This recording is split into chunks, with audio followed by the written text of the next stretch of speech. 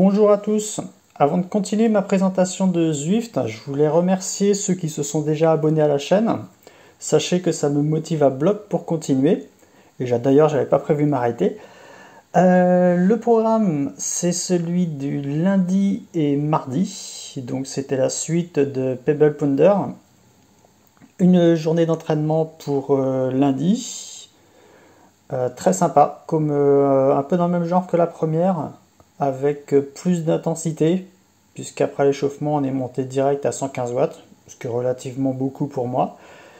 Donc c'était 115 watts alterné avec 70 watts sur 30 secondes. Ensuite deux séries de 6 minutes à 95 watts avant la récupération. Je vous mets pas toute l'entraînement puisque ça va être beaucoup trop long et pénible à suivre. Et sachez que j'ai bien souffert.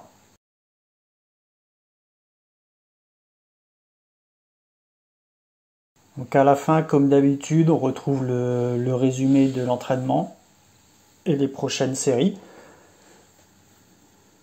Donc là, comme vous le voyez, le programme suivant, c'était un roulage libre de 45 minutes.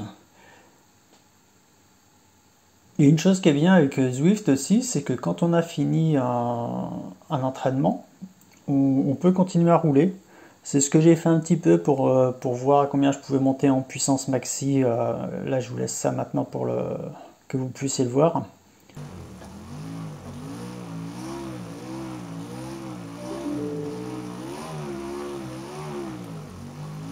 Bon, j'ai pas fait long, je vous le cache pas. J'étais déjà bien rincé. Et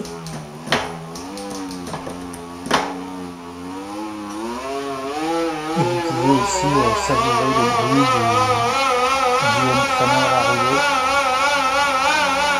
Je pense que c'est très bon investissement. C'est un bon entraîneur. Et vous verrez tout à l'heure que le roulage libre, on n'a pas été plus repos et ça aurait été bien pire avec un entraîneur communiquant avec Zwift. Donc voilà, je suis déjà HS. Je ne sais plus à combien je suis monté en puissance, je crois que j'ai dépassé les 300 watts quand même.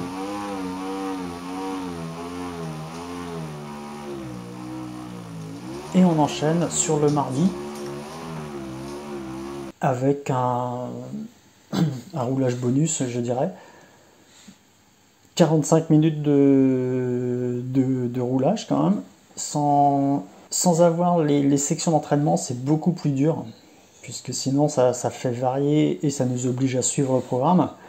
Alors que là, 45 minutes tout seul, sachant que toute la fin, on l'a fait en montée.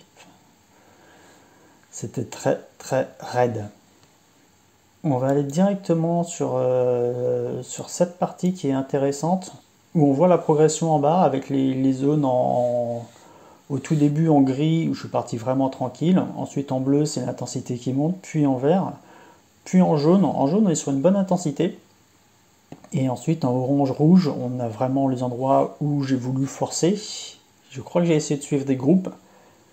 Et je n'ai pas réussi longtemps. Je crois que j'ai même pas réussi à les rattraper.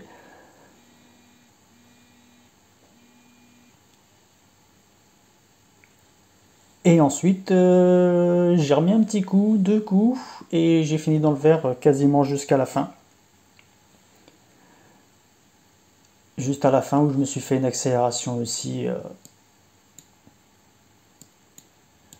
on voit une longue période de vert en montée. Et là, quand on voit la vitesse, je peux vous dire que c'était dur avec mon tout petit plateau. Je suis en 32 je pense, même à l'arrière. Donc, je mouline, ça n'avance pas. Et je pense qu'avec un simulateur de pente, ça aurait été très, très, très, très, très raide. Et là, je vous emmène directement à la fin où je me suis fait une accélération juste dans les dernières minutes. En fait, j'aurais pu la faire plus tôt, mais j'avais peur de ne pas tenir longtemps. C'est un peu dommage. En fait, j'ai coupé pour faire tourner les jambes avant de m'arrêter définitivement. Donc voilà, c'était ma dernière séance aussi avec mon plâtre, donc les prochaines devraient être plus faciles. Là, j'ai pas fait mercredi puisque je me faisais opérer, ni jeudi puisque j'avais quand même un petit peu mal au pouce. Et là, ça va mieux aujourd'hui, on est vendredi. Je pense en faire peut-être une petite. Et je m'étais inscrit samedi pour une course de 30 km, mais j'ai peur que ce soit trop long. Donc pour savoir si je la fais, il n'y a qu'une solution, c'est de vous abonner à la chaîne. Allez, à bientôt!